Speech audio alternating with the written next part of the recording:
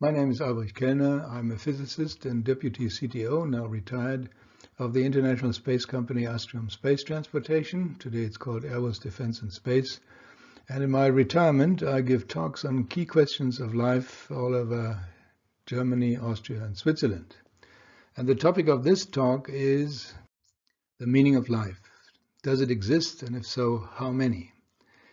Here you have a picture of the sun with its first 4 planets. And in fact, we are here. And if you consider this for a while, the question should certainly arise, why? What are we doing here? And this is the topic which I'd like to consider in this talk. In fact, I'd like to begin with the riddle of existence. It's really a riddle what we're doing here. Nevertheless, since approximately 100 years, we made a tremendous leap in understanding this riddle, but it only made life more enigmatic. And people like this friendly guy were the reasons for that. In fact, Einstein surprised the world with 2 revolutionary theories.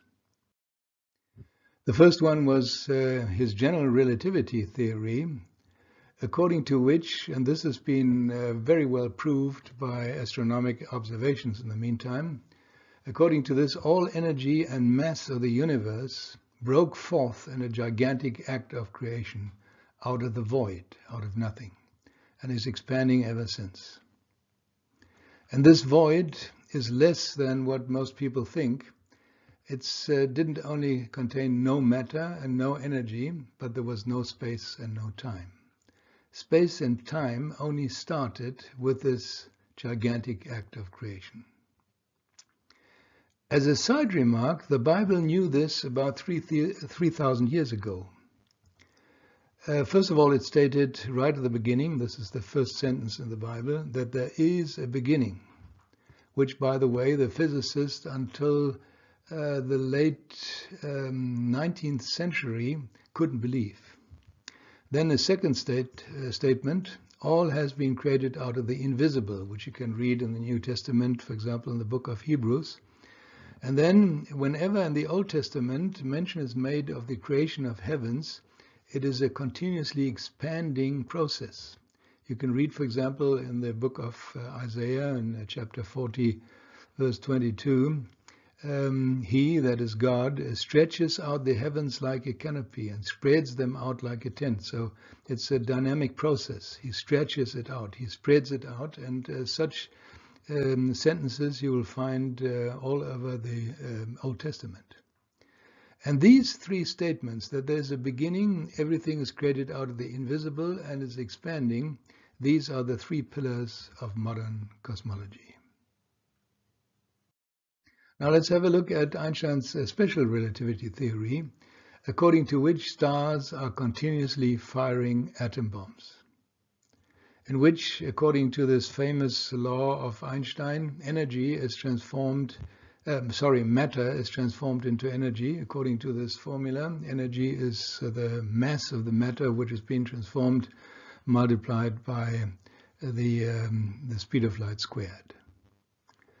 Now, as you know, we can make atom bombs on the Earth.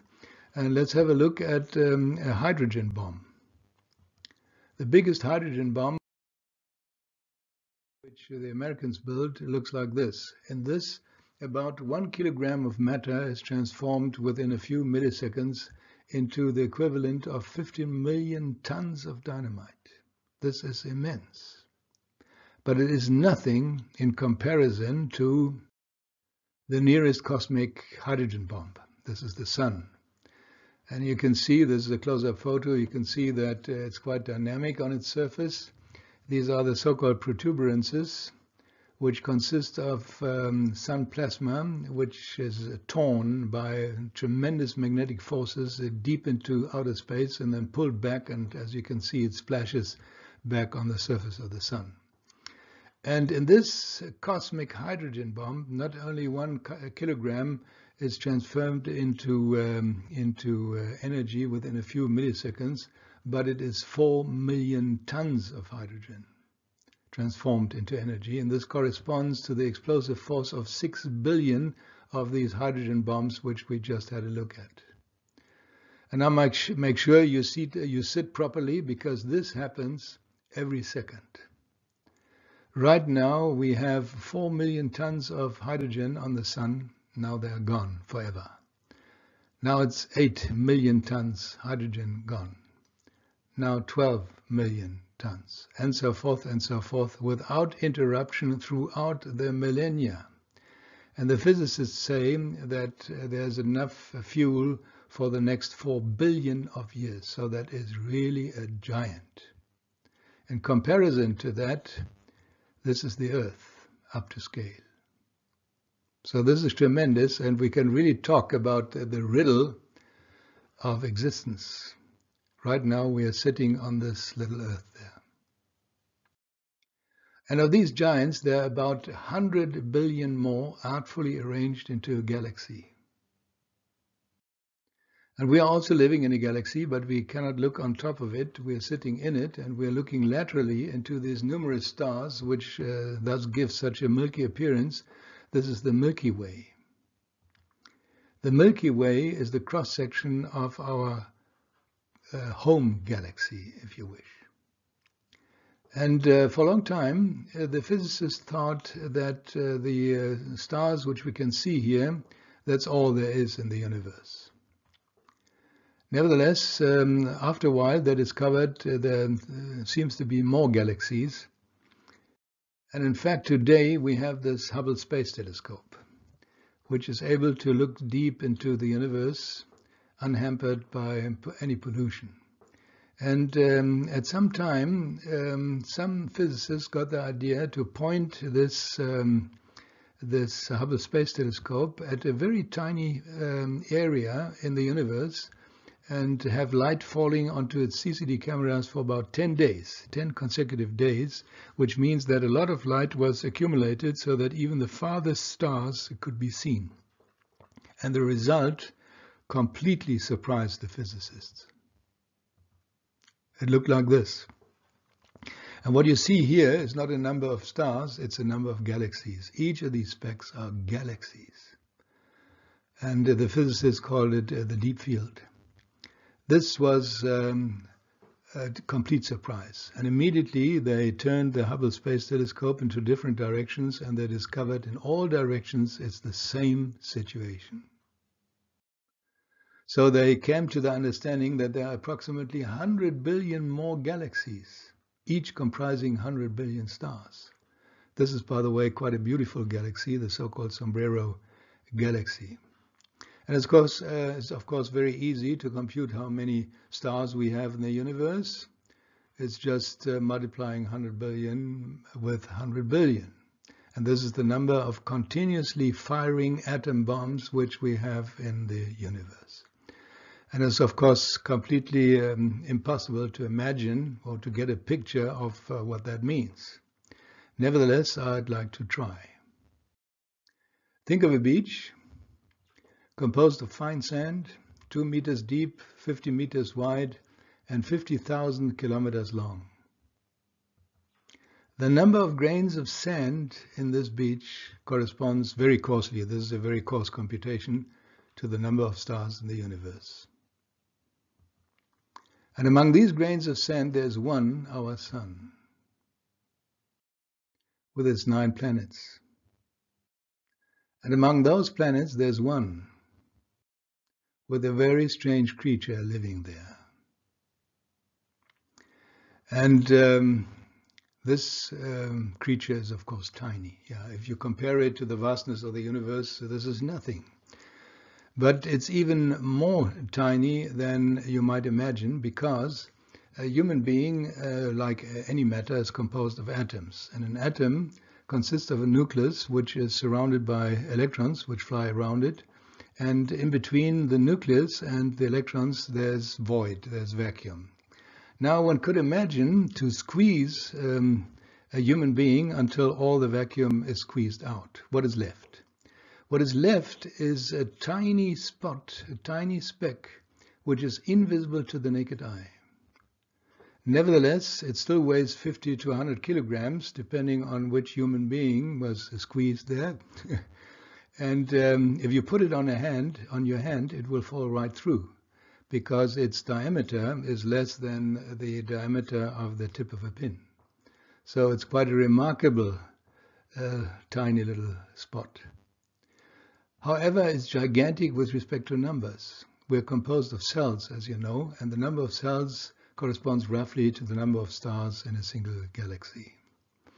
And we're even more gigantic with respect to our energy contents, because one could imagine to transform the matter of which a human being is composed into energy, according to this law of Einstein. And what is the amount of energy which we correspond to? It's gigantic.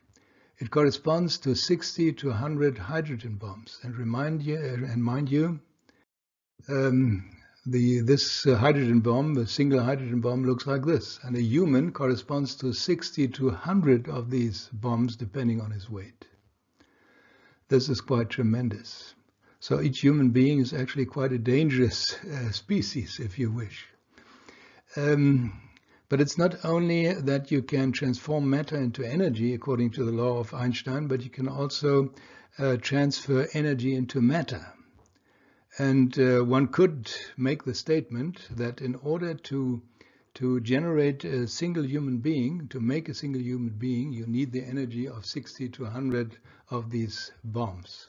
Or put it in a different perspective, it corresponds to about 0.9 to 1.5 billion tons of dynamite. In other words, to produce a single human being, you need about 0.9 to 1.5 billion tons of dynamite energy equivalent. A mysterious masterpiece indeed, in a mysterious universe. What for? What is the meaning of life? The question is there a final unique meaning of life?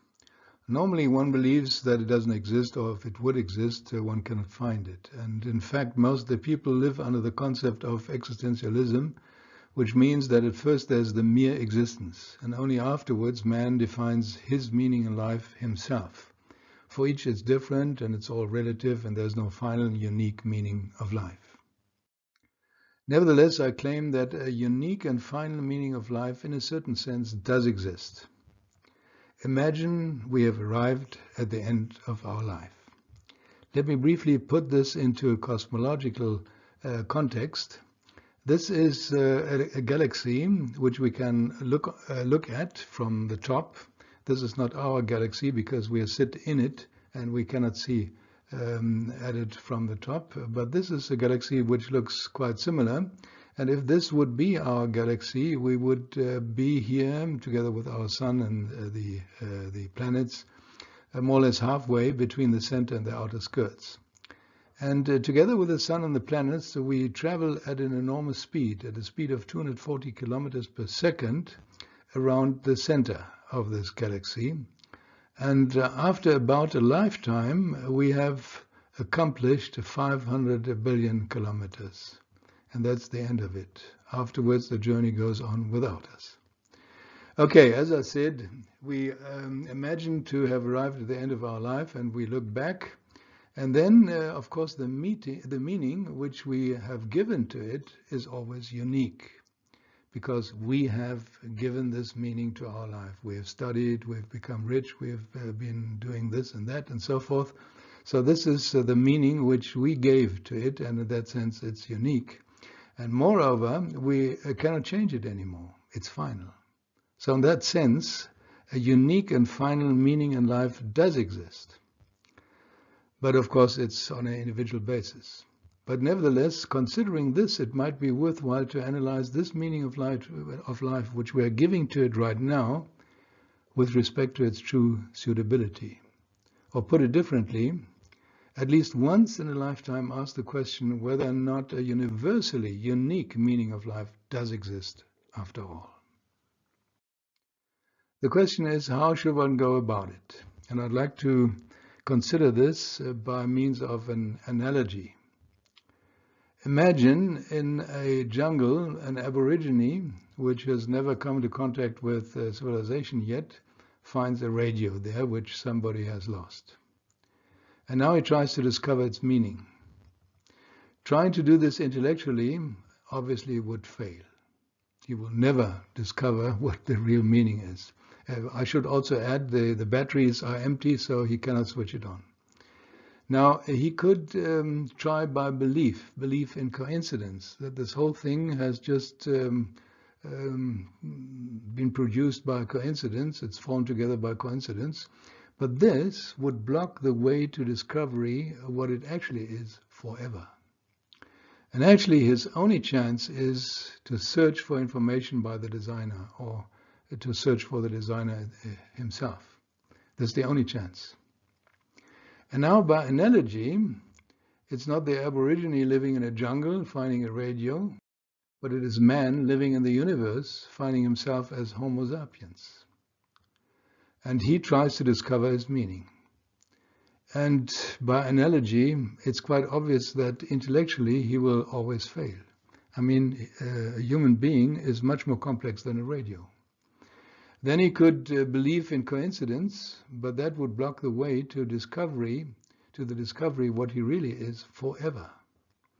And actually the only chance he has is to search for information by the designer, or search for the designer himself. This is the only chance, of course, given the assumption that this designer exists. So this leads us to the $100,000 question: is there an information source which at least claims to come from the designer of life, provides a clear description of the meaning of life, and describes how to experience it? In fact, this is something like the search for extraterrestrial information.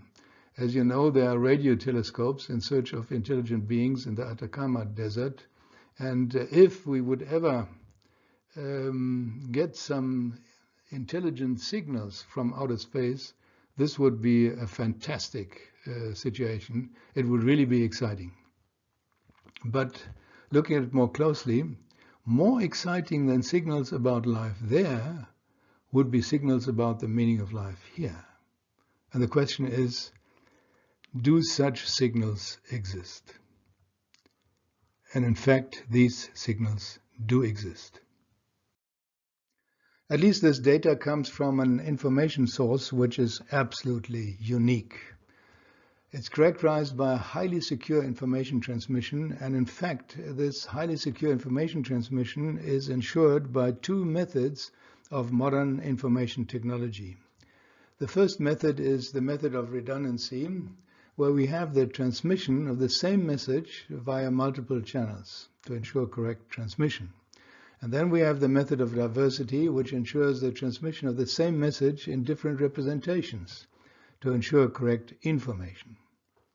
Now, this information source claims to have been originated with the designer of life, and its information is being transmitted via the consciousness, so to speak, of 40 authors. In other words, it's been generated by 40 authors. Now, concerning redundancy, we implement this, for example, in electronic systems when we want to make sure that data is transmitted correctly from A to B. And we do this by not only transmitting the data via one channel, but via several channels, 3 or 4, so that if one channel is faulty, then by the majority vote of the others, we can identify what the correct information is, and this then is being transmitted. Now, in this case, we do not only have a 3 or 4-fold redundancy, but a 40-fold redundancy. So that if some of the guys didn't understand the message properly, or they didn't write it down properly, or didn't copy it properly, or didn't translate it to another language properly, then we still have enough redundancy left. Now, concerning diversity, this is something which is, for example, implemented in modern fighter aircrafts, because these fighter aircrafts can attain flight attitudes which no pilot can control anymore, so the computer has to generate the commands. But the question is whether the computer generates the correct commands. And this is done the following way. The software is not only developed once, but say 3 times, with 3 development teams that are strictly separated from each other during their development time. And they also develop the software using different software development languages. So if these 3 diverse software packages all generate the same commands, one assumes that these commands are correct. This is the way it works. And here we do not only have a 3 or 4-fold diversity, but we have a 40-fold diversity. Because these authors are spread out along the time axis over a period of about 2,000 years. So the earliest authors still lived in the Bronze Age and later in the Iron Age and so forth and so forth. And each one, of course, represented the message which he got from a different perspective, from a different historical and social perspective.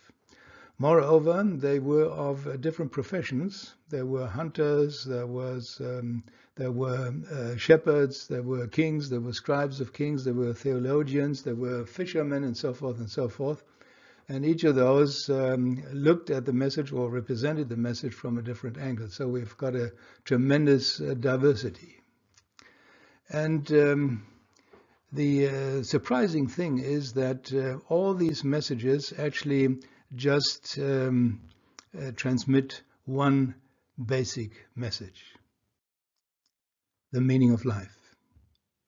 That it exists, what it is, how to find it, and where to get the power to realize it. In many cases, the information is absolutely clear. In other cases, it is a little bit coded, and one has to analyze the text in order to elicit the information, but in the end, it's always the same information, the meaning of life. And it's an almost ominous phenomenon that this could be the desired information to Earth, not only characterized by this information technology aspects, but it is the bestseller of all times. It is translated into more languages than any other information source on Earth. It is the basis of our Western civilization, next to the Roman Greek heritage. People risk their lives to get hold of it in many countries. Of course, in our countries, we can find it in every household. But the ominous thing is almost nobody knows its contents. And the question is, what does it say? Now, the following, when I will expound what it says, might indeed be the message of the originator of this galaxy and 100 billions more to planet Earth. And that's why I always keep this image as background image in order to remind us of the fact that it might be the message of the creator of this galaxy and 100 billions more, the creator of this tremendous universe. Now, what is the meaning of life according to the source? By now, I guess everybody knows what the source is. It is the Bible. Now, the meaning of life according to the Bible is indeed miraculous. But it is no more miraculous than a radio. And I'd like to explain the meaning of life by means of an analogy to such a radio. What is the purpose of a radio? The purpose of a radio unfolds in an invisible domain and in a visible domain. In the invisible domain, we have the radio waves. Nobody has ever seen a radio wave. And as we are sitting here, we are constantly flooded by radio waves, by handy waves, by TV waves, by cosmic rays and so forth. It's all electromagnetic waves, of course, but we cannot experience them. But yet they exist. And for simplicity's sake, I call this radio waves being characterized by the fact that they carry music and speech.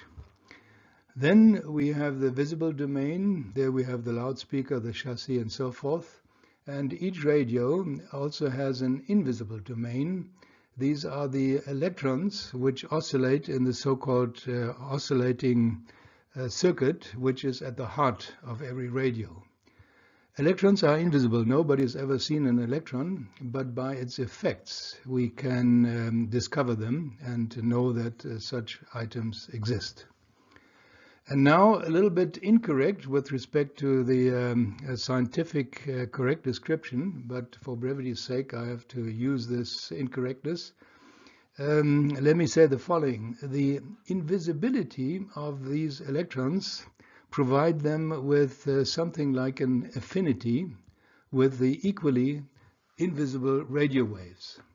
So that if a resonance condition is established, the miracle happens that there's an information transfer from the invisible, so to speak, into these electrons. The electrons, if you wish, experience the music. They start to react to the radio waves. In the case we have this resonance condition, they start to dance according to the frequency or amplitude of the radio waves. And this is really something miraculous. No scientist knows how that works and how that comes about. Nevertheless, we know the laws according to which it happens, and by these we can design radios. Now, the resonance condition is the equality of the frequencies of the electrons in the oscillating circuit and the radio waves. And remember, in the old times, we need to turn these knobs. That's why I use this old-fashioned radio.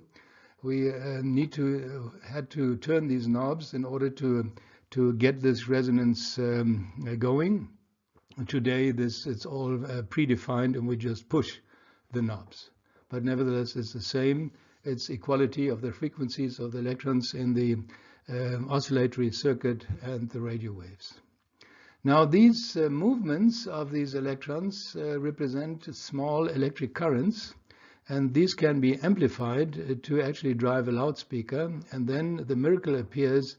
We can hear the music which formerly was completely inaudible, which was in the invisible domain. And one can sum up the purpose of a radio is that it experiences the nature of the invisible radio waves and radiates it out into the visible domain. And now we jump by analogy to the purpose of the human being, or the meaning of life. It looks exactly the same. It also unfolds in an invisible domain and in a visible domain. In the invisible domain, we have the originator, the creator, God, which by necessity is invisible. Imagine somebody would get the idea to carefully analyze the walls of a house in order to discover the architect. One would say this is completely nonsensical. The architect cannot be discovered by the tools which you have to analyze his creation, the walls of the house.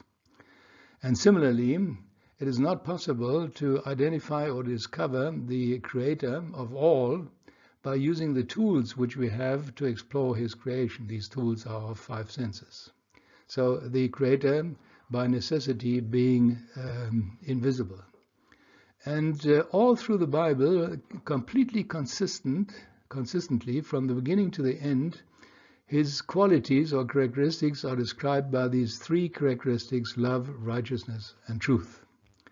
In fact, righteousness and truth can be derived from love, so that the main characteristic is really love, and indeed the Bible says that God does not only have love, he is love. So this is the invisible domain. Then we've got the visible domain. There we have the body, and the Bible claims that the human being also has a spirit, which is invisible. Now this is difficult to grasp for many people, but I'd like to give a little aid. Equate spirit with the self. Each one is a self, or a me, or I. Each one has a self-consciousness, a consciousness of his self. Now if you ask, where is this self? Or what is its dimensions? Or what is its weight? You know, questions you would put to a tangible object, there's no answer. It's intangible, it's invisible, but yet it exists. And now again, in an analogy to what we had with the radio, the invisibility of the spirit provides it with some sort of affinity with the equally invisible creator. In fact, the Bible says the creator is a spirit, so that you've got two spirits. And now the big thing is the following. Here also, a resonance condition can be established, which I'll explain later on. If this resonance condition is established, the miracle happens. There's an information transfer from the Creator into the human spirit. The spirit experiences as truth, and this is quite important. It's not enlightenment experience as in the case of Buddhism, where you see light and cosmic experience or whatever, but you experience it as truth, as undisputable truth. And the contents of this experience is the following. It's fourfold. God exists, He loves me, righteousness is accomplished, and this is the truth. First of all, when this experience sets in, the question whether God exists is answered once and for all. And then most importantly, you realize that you are loved by this Creator. This God that has created the galaxy, which we have here in the background, this gigantic, this mighty God, knows you in and out, and He loves you completely. If you wish, one dwells or sits in the focus of the unmitigated love of this God. And this is something completely different from just reading God is love and God loves you and so forth. If you experience it, it's a completely different thing. It's tremendous. And this actually is the meaning of life. I call it the inner meaning of life. This is not so amazing because also in the interhuman relationship, love is meaningful. And this can become very strong between man and woman, and then you really know this is completely meaningful. And in this case, I always say the deepest meaning of life is the love relationship with the highest possible counterpart, with God. So when this sets in, then you really know this is the meaning of life. You know that you've come home. You know that all your questions are answered. You know that you've found the meaning of life. And this is something which cannot be described in such a way that you can actually perceive it. Each one has to perceive it himself. But I think describing it as that you've come home is actually quite a good expression. You know everything is well now. Now, there are two more informations. Righteousness is accomplished. This is something which I'll explain later. And this is the truth. This is what I said before already. You really experience it as truth. Now, this information, when it starts to set in, really provides joy. You know, in some cases it is very strong right from the beginning, as it was in my case, but in many others it comes rather subtly, but it grows, and sooner or later there's a strong joy at the center of your spirit, of your inner being, and this joy causes you to actually want to radiate it out. By the way, just to mention before I go on, this I did not know. As I said before already, I think I grew up as a Protestant. I was baptized as a Protestant, and I went to the so-called confirmation, and then I also went to church occasionally, very occasionally only, with my parents at Christmas and Easter time. But I never heard that this experience is possible, that this is actually the heart of Christianity. Without this, Christianity has not set in, really. And this is something tremendous. This I did not know. Anyway, when this sets in, as I said, the joy also sets in, and this joy becomes a driving factor to actually want to radiate it out in the way of reflecting this quality of the Creator, this love, righteousness, and truth. And in that, one experiences another meaning of life, which I'd call the outer meaning of life. And this is quite obvious if you've done something good to somebody, especially if it's a lasting effect, then you really know you've done something meaningful. So this is actually nothing new, and everybody wants to approach his fellow men with love, righteousness, and truth. But all too often it is subdued by our egotism.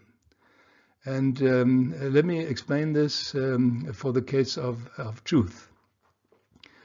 Quite often, a human being, of course, lies. And why do we lie? We lie because we fear that if truth comes to light, it is to our detriment.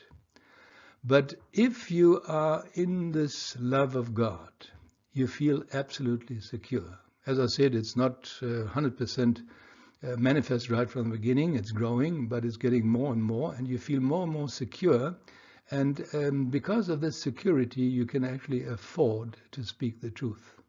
This is just a short explanation of the mechanism, if you wish, that is at work here, which also allows you, for example, to forgive your enemies. This is something which is demanded in the Sermon on the Mount. But it is completely impossible for the normal human being unless he has this experience. Only when this experience sets in, you are able to speak the truth, you are able to act in righteousness, and you are able to forgive even your enemies.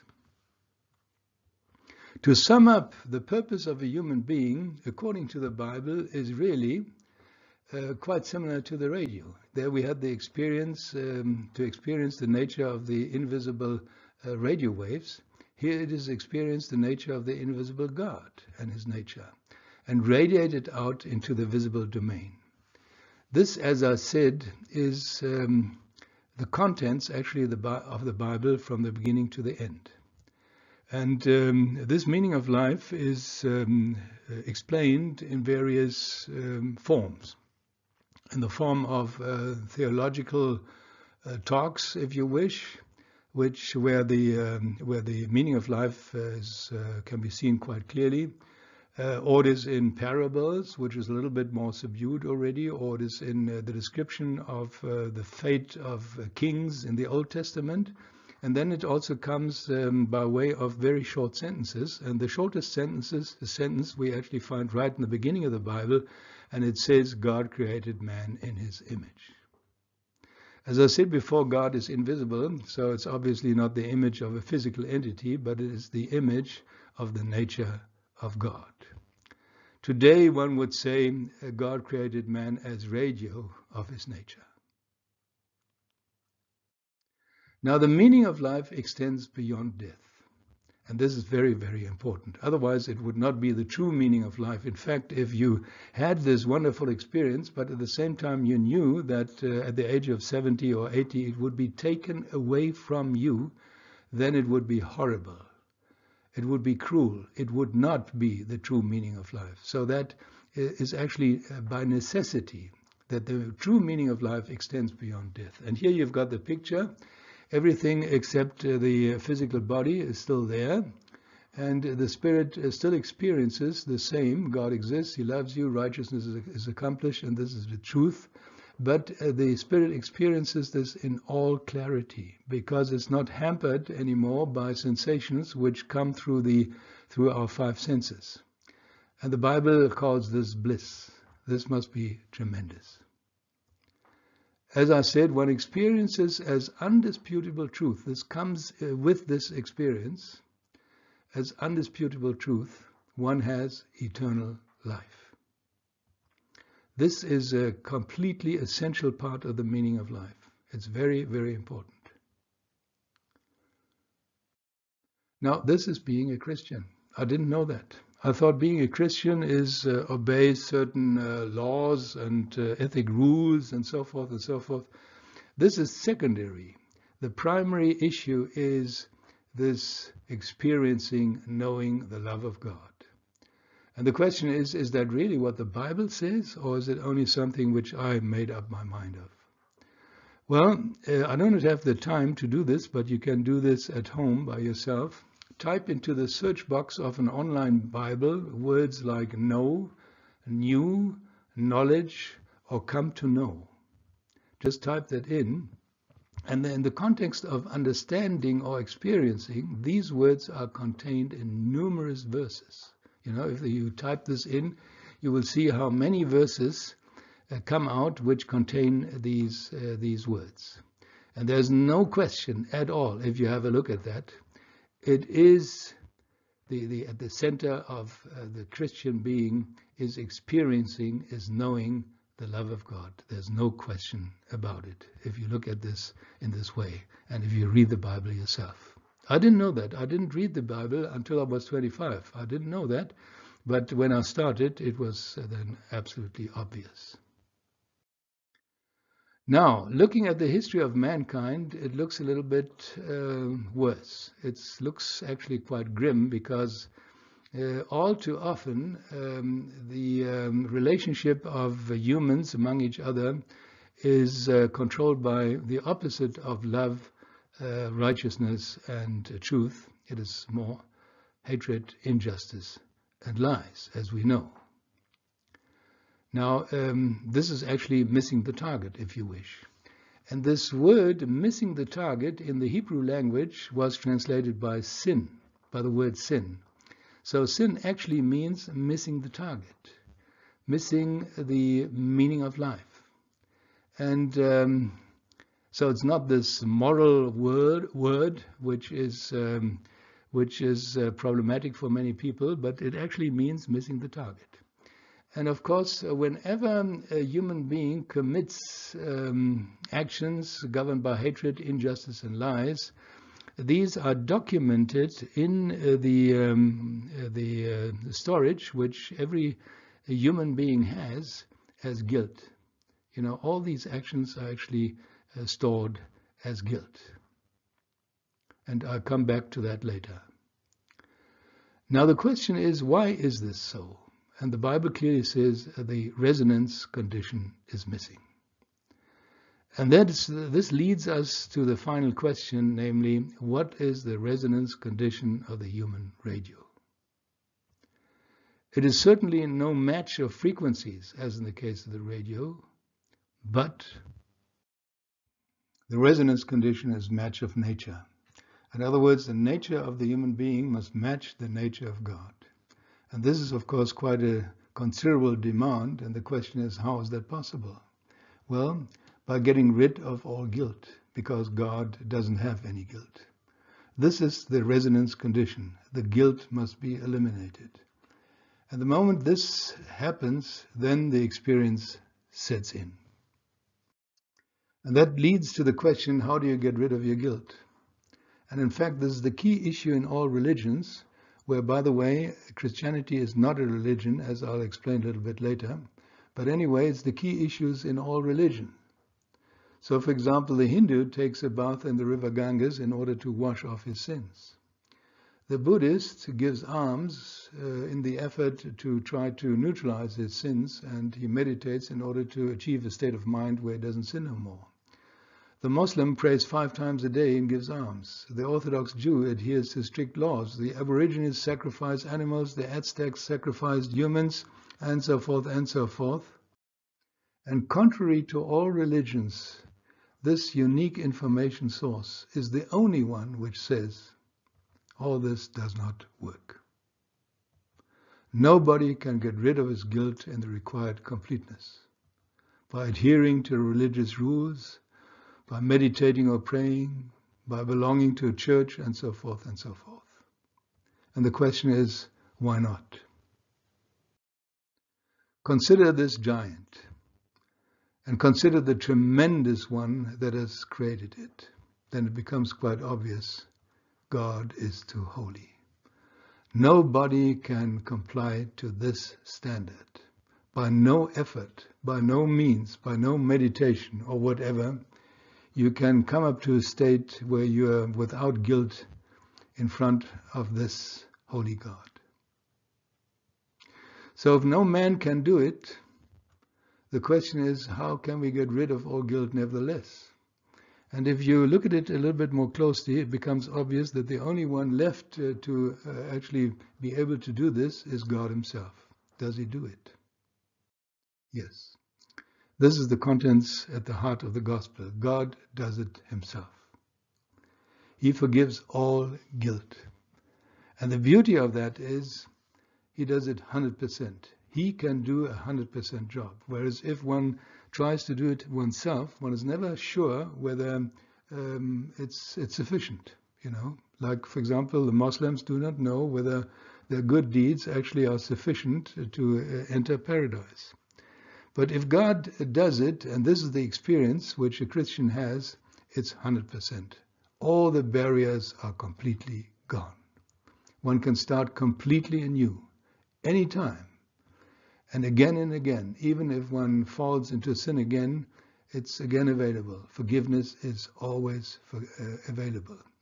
And one feels like being newly born. This is the experience which I've talked about. Then this experience sets in. You know that you're loved by God, and the first indication of his love is the fact that he has forgiven you all sin. One has come home. This is the experience, the center experience of a Christian. One has found the meaning of life. This is a fantastic experience, and until I was 25 years of age, I didn't know that. Nobody told me that. But then later on, of course, I discovered that there are hundreds and thousands, and actually millions and millions of other Christians that have the same experience. But for me, in the beginning, it was a complete surprise, and up to now, it's still a surprise. It's still amazing that this is possible. Christianity is not a religion which requires effort by man. It is a gift. This is the tremendous contents of the gospel. And in fact, one can put all religions into a box, like Judaism, Islam, Hinduism, Buddhism, the esoteric beliefs, and so forth. And completely separated from this box, we have Christianity. And the two, actually, in the deepest sense, are completely incompatible. Why? All the religions have in common that here the human being has to do something. He has to perform good deeds, he has to perform religious rituals, he has to meditate or whatever, but he has to do it in order to achieve a desired state, like a state of bliss, of eternal bliss in paradise, or the state in the nirvana in the case of Buddhism. But key is that all of them have to perform something themselves. They have to do good deeds in order to achieve a desired state. And in Christianity, it's the exact opposite. You get the desired state, this friendship with God, you get it right in the beginning. And out of this then follows, as I explained before, the good deeds. So this is a factual difference. Of course, people could become quite emotional because of that, but there's no need of becoming emotional. It's just a factual difference. In the first case, in the case of religions, it's bottom to top, so to speak. And the case of Christianity, it's exactly the other way around. It's top to bottom. Nevertheless, there's still a question which remains, namely, does God cover up sin by forgiveness? Hasn't God compromised himself with this? Doesn't forgiveness open the door to all evil? Let's sin, God forgives, and then we can sin again. No, this is not the case. God reacts to all guilt. And as he is willing to forgive 100%, he will also react to all guilt 100%. All guilt must be paid for. And the Bible speaks about judgment. All human beings are prone to the judgment of God. But apparently now God finds himself in a dilemma, because to simultaneously judge and forgive is not possible. It's a contradiction. Either you judge someone and then you cannot forgive him, or you forgive him and then judgment is not necessary. And the question is, how is this dilemma solved? Is there a solution to this dilemma? In fact, there's only one solution, namely God must carry the judgment himself. And he does. This is at the heart of the gospel. Because by carrying the judgment himself, judgment occurs. So he doesn't compromise himself, but it occurs in such a way that it doesn't fall onto the human being. So God is free to forgive him. In other words, God carries the judgment and the human being gets the forgiveness. This is the only logical solution. The question is, however, how is that implemented? Well, the sins have accumulated on the level of the humans. So if he wants to do it for humans, he must do it on the level or in the level of humans. He cannot do it on the level of angels, if such entities exist, or on the level of animals. He must do it on the level within humanity. That means he must do it in a human. God must carry the judgment in a human. And the question is, what kind of human is that? Well, he has to fulfill at least 3 requirements. The first requirement must be that he must be without guilt, so that nobody can think he only pays for his own guilt. and not for the others. Secondly, he must be certified that he is one with the Creator, and this is done by creative deeds, like transforming water to wine, for example, or walking on water or whatever. In other words, by miracles. He has to be able to do miracles. And finally, he has to be subsequently resurrected to his original being as the Creator. And the question is there such a man? Indeed. And his last words were indeed, "It is all paid for." The original Greek was the word tetelestai, which literally means "it is finished, it is finished." But it was written under paid bills in Roman times. There you can see it means it is all paid for. And that applies to each of us. For each of us, all guilt is paid for. That is the basis of Christianity, the basis of the gospel, the basis of the good news. And this is the key message of this talk. You know, I didn't understand this until I was 25 years of age, because I always heard that God so loved the world that he gave his only begotten Son, and so forth, and I didn't understand that, because I thought if God is love, then he should do me something good and not something so cruel to his Son. But now I understand. And to me it's very important that this message is well understood, because many people don't understand this exactly as I didn't understand it until I was 25 years. So if this has come across, then actually the purpose of this talk is accomplished and I could actually stop. But I will continue a little bit. Summing it up, this is the gospel. God is broadcasting, forgiveness of sins is available, made possible by Jesus on the cross. And since 2,000 years, millions and thousands of millions receive this gift as unmistakable, clear inner experience. And actually only the question remains now, how does one receive this gift? Put it otherwise, how do you switch on the human radio? Switching on the radio proceeds as follows. Actually, it's quite logical. The forgiveness is a spiritual gift, and obviously it must be grasped spiritually. So what we need is some sort of a spiritual hand by which to grasp the spiritual gift. And the question is, do we have such a spiritual hand? Indeed, this spiritual hand is the belief that your guilt has been paid for, that your sins are forgiven. And this was a great relief to me, because initially I always thought that Christians are defined by believing things which they can never prove, which they can never experience. And this was, of course, totally unacceptable to me. But now I all of a sudden realized that belief is not the final definition of a Christian, but it is the access to the Christian experience. It just opens the door. And in fact, the moment, and this is the experience of thousands and thousands of millions of Christians all over the world, the moment you believe that your sins are forgiven, this is the moment when the experience sets in. All is okay forever. And you experience with complete certainty that you're deeply loved by the one that has created this tremendous galaxy which we see here in the background. First of all, then righteousness has been achieved. This sentence we now understand, Jesus on the cross. And this is the truth. The experience comes in the way of the experience of truth.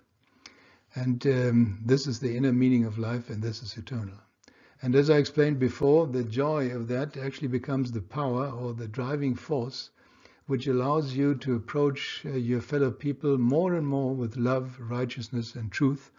Of course, this is a growing experience, because the remnants of the old ego are still there.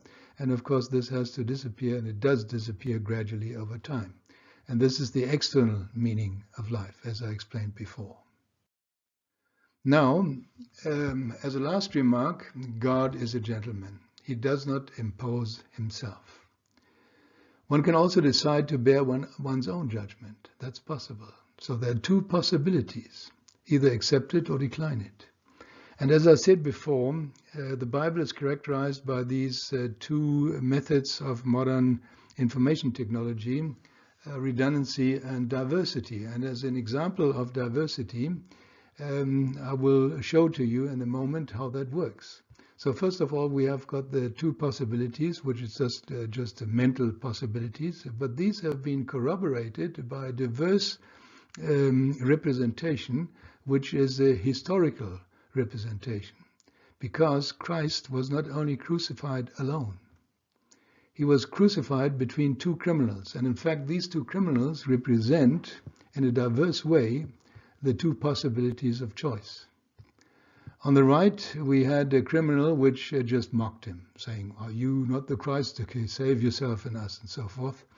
And on the other side we have a guy who realized that he received his punishment because of his deeds. So he realized that there's sin in his life, there's guilt in his life. And obviously he had observed Jesus before his crucifixion, and he realized that this guy somehow had to do something with his innermost being, with his quest for the meaning of life. And then he said, "Jesus, remember me when you come into your kingdom." And the tremendous thing is that how Jesus responds. To the right, there's no word anymore. But to the left, he said, "Truly, truly, I say to you, today you will be with me in paradise." So God only offers the gift. We are free to accept it or reject it. And in fact, sometimes it looks like God is even pleading with us. For example, we read in Revelations that Jesus says, "Behold, I stand at the door of your heart and knock." So he just stands at the door. He doesn't go any further. He could also go away again. But he said, "If anyone hears my voice and opens the door, then I will come into him and eat with him and he with me." In other words, have this communion, have this, provide him with this experience which I've talked about. This is in Revelations chapter 3, verses 20. Now the final question, how do I open the door of my heart? Well, only believe. That is, spiritually grasp the spiritual gift of forgiveness. This can be done mentally by just saying, "Okay, now I believe that I've been forgiven." But thoughts are whimsical. It's better to speak it. And in this case, speaking it is a prayer. And this prayer is always the same, more or less. It always goes like this: "Jesus Christ, I admit that I've missed the target many times in my life, that I have sinned. I ask you to forgive all my guilt. Thank you that this has happened now." And this is the step in faith, which even if this faith is very weak, it doesn't matter. God sees into your heart and he knows that you mean it sincerely. Thank you that this has happened now, and come into my life and lead me. And it's the experience of millions and thousands of millions of people that once you've prayed this prayer, and you feed it, if you wish, by reading the Bible and breathe on it by starting to pray, then the experience is always, unmistakably, concretely, there where one knows truth. All sins are forgiven. God loves me, and I'm totally secure in this love, even beyond death into all eternity. I have arrived at home, and I know I have found the true meaning of life. This is the true experience of millions and thousands of millions of people all over the world. And in fact, I did not know that this was possible until I was 25 years of age. And this experience I sincerely wish everybody to have. Thanks for attending, and I'm looking forward to your comments, and I will be glad to answer.